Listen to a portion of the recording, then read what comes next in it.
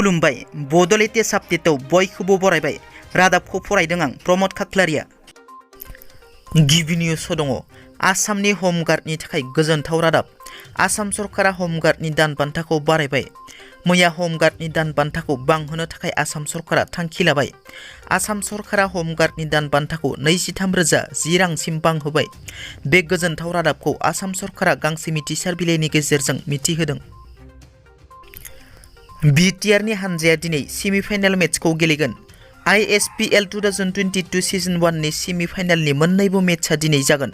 Semi-final 1आ BTR आरो Karbi Anglong autonomous काउन्सिलनि गेजेराव उदालगुरिनि डिमाकुसि स्टेडियामाव बेलासिनि 5:15 समाव जागोन आरो semi-final 2आ Dima Hasao autonomous council आरो लाइ अट'नमास डिस्ट्रिक्ट काउन्सिलनि गेजेराव क'क्राझारनि KDSA गेलेग्रा फोथाराव 6:15 समाव जागोन।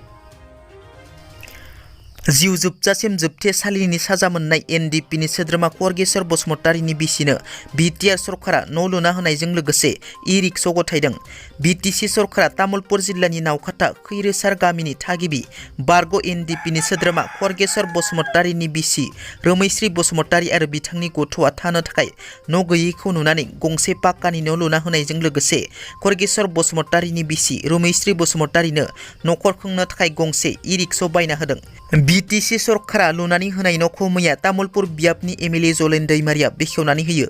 BTC सरकारा न' लुना होनाय आरो ई-रिक्सा बायना होनायखौ बारग' NDFBनि बिसि रोमैश्री बसुमतारीया जोबोद गोजोननाय फोरमायनायजों लोगोसे प्रमद बर'निसिम साबायखर बावहरो। मोनसे दुखुनांथाव आरो गिख्रंथाव जाथाय। गारिनि सौख्लायनायाव 9 बर' सुबुंफोरा जखम जादों। धेमाजि जिल्ला सिमेन्ट-सापुरि पुलिस थानानि सिङाव थानाय हांमा सापुरि माइनाव फोरबो फालिथायाव मैया मोनसे गिख्रंथाव जाब्रबथाय जायो। मैया फुंनि 10 रिंगायाव से काति फोरबोनि थाखाय हांमा सापुरि गामिनि रायजो राजाफोरा खाथियाव थानाय दैमायाव माइनाव फोरबोनि थाखाय माइनाव बोरखांना लानानै फैबाय थानाय समावनो 515 नं राजा लामायाव जनाय फारसेनिफ्राय सिमेन्ट-सापुरिसिम फैबाय थानाय AR08A 3520 नाम्बारनि एल्ट' 800 गंसे गारिया उननिफ्राय गामिनि रायजो राजाफोरखौ सौख्लायनानै गालाङो। सौख्लायखांनायनि उनाव गारिया खारबाय थानाय गारिजों लोगोसे सालायगिरिखौ सिमेन्ट-सापुरि पुलिसा हमो। मख'नो गोनांदि बे जाब्रबथायाव 9 बर' सुबुंफोरा जखम जायो। जखम जानाय सुबुंफोरखौ दैकापाम गुदि देहा फाहामसालियाव थिसननाय जायो। बिनि अनगायैबो गोब्राब जखम जानाय अमृत दैमारिखौ गोजौ फाहामथायनि थाखाय डिब्रुगड़ लानानै थाङो। जखम जानाय सुबुंफोरा फारियै अमृत दैमारि, महिन मोसाहारि, मनिराम दैमारि, जोंस्रां बर', सानसोरां बर' आरो माखासेनि मुंखौ मिथिथ'नाय जायाखै। आसामनि हायार सेकेन्डारि आनजाद उथ्रिसार जानो हानाय फरायसाफोरनि थाखाय गोजोनथाव रादाब। थाबैनो फरायसुला फरायसुलिफोरा मोनगोन स्कुटि। मैया केबिनेट जथुमाव बे थांखिखौ लायो। गिबि खेबनि थाखाय फरायसुलाफोराबो मोनगोन स्कुटि। 60% नाम्बार मोननाय गासिबो फरायसुलिफोरा मोनगोन स्कुटिखौ आरो 75% नाम्बार मोननाय फरायसुलाफोरा मोनगोन स्कुटि। रायजोनि गासै सा 29,748 फरायसुलिफोरा मोनगोन स्कुटि आरो गासै सा 6,052 फरायसुलाफोरा मोनगोन स्कुटिखौ।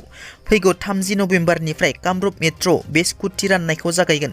बिनि उनाव गासिबो जिल्लायावनो बे स्कुटि राननाय हाबाफारिखौ लानाय जागोन। क'क्राझार जिल्लानि देबरगाव बियाबनि सिङाव थानाय आमगुरि VCDCनि बेंखनाव थानाय जाम्बुगुरि गामियाव बावैसो सिगां मिरु सरकारनि MGNरेगा बिथांखिनि गेजेरजों अंगनबादि मिरु लुफुंनायनि सायाव गोजोननाय मोनै फोरमायदों आमगुरि गामिनि रायजो राजाफोरा। गामिनि गावबुरा आरो रायजो राजाफोरा अजद होनाय बादिब्ला बे अंगनबादि मिरुखौ सिगांनि थाखानाय आमगुरि गुदि फरायसालियावनो लुफुंनांगौमोन। नाथाय गामिनि सुबुंफोरनो जेबो मिथिहोआलासे आमगुरि गुदि फरायसालियाव लुवालासे गुबुन दाबसे खना जायगायावसो VCDCनि बिबानगिरिफोरा लुफुंनानै होदों। बे न'खौ बेखेवनाय समावसो अंगनबादि मिरु होननानै मिथिदों, जायनि थाखाय गामिनि सुबुंफोरा बे आयदानि सायाव दुखु मोननाय फोरमायदों। गामिनि रायजो राजाफोरजों लोगोसे बे अंगनबादि मिरुआव खामानि मावग्रा मावफारियाफोराबो गोजोननाय मोनै फोरमायदों। दिनैनि रादाबा एसेनोसै। नोंथांमोना जुदि आंनि रादाबखौ खोनासंनानै मोजां मोनदोंब्ला अन्नानै लाइक, शेयार आरो साबस्क्राइब खालामनो दाबाव। गोजोन्थों।